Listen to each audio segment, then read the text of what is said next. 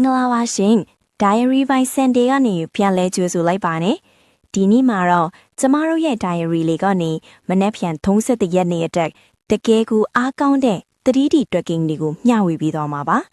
အဓိကအပိုင်တစ်ကွက်တင်မကပဲအန်ဒီရဲ့ကင်းအောင်ရန်ထားတဲ့အရန်3ကွက်ကိုပါတွက်နီးနဲ့တကွရှင်းပြပေးသွားမှာမို့တစ်ကွက်ချင်းစီကိုတေချာပြီးမှတ်ထားပေးကြပါအောင်နော်ကဲအရင်ဆုံးကျမတို့ရဲ့ main ကဏ္ဍဖြစ်တဲ့3 2 9ကိုဘလို့ရလာလဲဆိုတာအရင်ကြည့်ရအောင်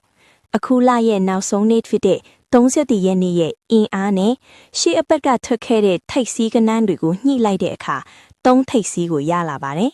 အဲ့ဒီ3နဲ့1ချင်း2နောက်ပိတ်6တို့ပေါင်းစပ်လိုက်တဲ့အခါ3 2 9ဆိုရင်အားအကောင်းဆုံးအကွက်ကိုရရှိခဲ့တာပါဒီအကွက်ဟာမနက်ဖြန်တဲ့ကျမရဲ့ diary ထဲမှာ star ပြထားရဲ့အကွက်တည်းဖြစ်ပါတယ်ဒါပေမဲ့ 3D ဆိုတာတီးတဲ့အတိုင်းပဲပေါက်ကနန်းကလွဲချော့ကောတတ်တဲ့အတွက်ကျမတို့ကအရန်ကနန်း3ခွက်နဲ့အကအကွယ်လွတ်ထားဖို့လိုပါတယ်ပထမအရန်3 9 2ဒါကတော့အဓိကကနန်းကိုပဲလှည့်သွက်ထားတာပါ2နဲ့9ကိုနေရာချင်းပြီးအရန်တင်ထားရှိတာဖြစ်လို့အပိုင်ကွက်လွဲခဲ့ရင်တော့ဒါကပြန်ထိန်းပြီးနိုင်ပါတယ်ဒုတိယအရန်2 3 9ဒီအကွက်ကတော့ထိပ်စီး2ကိုအားပြုထားတာပါမနက်ဖလန်ရက်ဆွဲအရာနှစ်ကလည်းအားကောင်းနေတာမို့လုံးဝမေ့ထားလို့မရတဲ့အကွက်ဒီပါရှင်တတိယအရန်8 2 9နောက်ဆုံးအကွက်ကတော့ power ကဏ္ဍအရာ3ရက် power ဖြစ်တဲ့8ကိုသုံးထားတာပါ3ထိပ်စီးမလာပဲ8လာခဲရင်အခွင့်အရေးမဆုံးရှုံးရအောင်ဒီအကွက်ကိုအရန်ဖြစ်ထည့်သွင်းထားတာဖြစ်ပါတယ်ခြုံကုန်ကြည့်မယ်ဆိုရင်အဓိကက3 2 9ဖြစ်ပြီး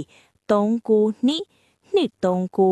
8 2 9တို့ကတော့ဘေးကနေဝန်းရံပေးထားတဲ့အကွက်တွေပေါ့ရှင်။တကယ်ချင်းတို့အနေနဲ့လဲကိုယ့်စီမှာရှိတဲ့မူတွေနဲ့တိုက်ဆိုင်ကြည့်ပြီးမှကြိုက်နှစ်သက်တယ်ဆိုရင်တော့ကန်ဆန်းကြည့်လို့ရပါတယ်ရှင်။ဒီညတင်ပေးတဲ့တွက်နီးလေးကိုအကျိုးရှိမယ်လို့မျှော်လင့်ပါတယ်။နောက်ထပ်လဲ Diary by Sandy ကနေနေ့စဉ်တွက်ကိုင်းကောင်းတွေကိုတင်ပေးသွားမှာမို့မလွတ်စေဖို့ subscribe လုပ်ထားကြပါဦးနော်။အားလုံးပဲမနက်ဖြန်မှာကန်ထူးကြပါစေရှင်။တတ်တာ